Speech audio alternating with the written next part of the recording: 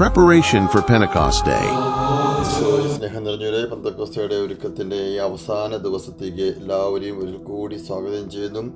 ഈശോ ശിഷ്യന്മാരോട് പറഞ്ഞതുപോലെ അവർ ശിഷ്യന്മാരെല്ലാവരും പരിശുദ്ധ അമ്മയോടൊപ്പം ഒന്നിച്ചിരുന്ന് സയ്യോൻ മാളിക മുറിയിൽ പ്രാർത്ഥിച്ച് ഒരുങ്ങിയിരുന്നപ്പോൾ ഒരു പെന്തക്കോസ്ത അനുഭവം അവർക്കുണ്ടാവുകയാണ്.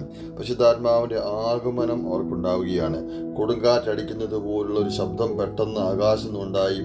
അത് അവർ സമ്മേളിച്ചിരുന്ന വീട് മുഴുവൻ നിറഞ്ഞു. അഗ്നിജ്വാലകൾ പോലുള്ള നാവുകൾ തങ്ങൾ ഓരോരുത്തരുടെ മേൽ വന്ന് നിൽക്കുന്നതായി അവർ കണ്ടു. അവരെല്ലാവരും പരിശുദ്ധാത്മാവിനാൽ നിറഞ്ഞു.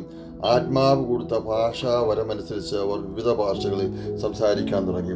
പരിശുദ്ധാത്മാവിൻ്റെ വലിയ ഒരു ആഗമനം കൊണ്ട് ദൈവത്തിൻ്റെ പരിശുദ്ധാത്മാവ് കൊടുത്ത ഭാഷാവരമനുസരിച്ച് വിവിധ ഭാഷകളിൽ സംസാരിച്ചു കൊണ്ടാണ് പരിശുദ്ധാത്മാവിൻ്റെ ഈ പുതിയ നിയമത്തിലെ പുതിയ യുഗത്തിലെ പ്രഭാഷണ രീതി ശിഷ്യന്മാർ മുഴുവൻ തുടങ്ങുന്നത്.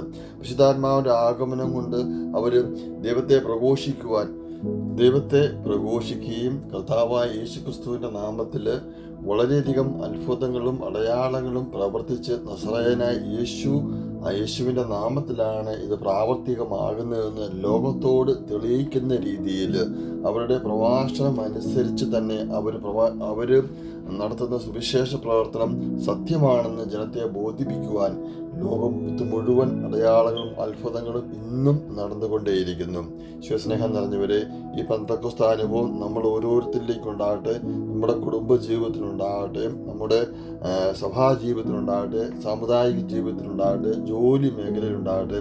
നസ്രയനായ യേശുക്രിസ്തുവിന്റെ നാമത്തിലാണ് നമ്മൾ ജീവിക്കുന്നതെന്നൊരു അടയാളമായി നമുക്കും നമ്മുടെ കുടുംബവും ആയി തീരട്ടെ. അങ്ങനെ പെന്തക്കോസ്ത അനുഭവം ഇനിയും വരുന്ന വർഷങ്ങളിലേക്ക് നമുക്ക് തുടർന്നുകൊണ്ടേയിരിക്കാം.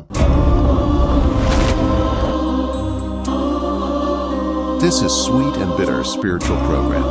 Join with us and share to your friends.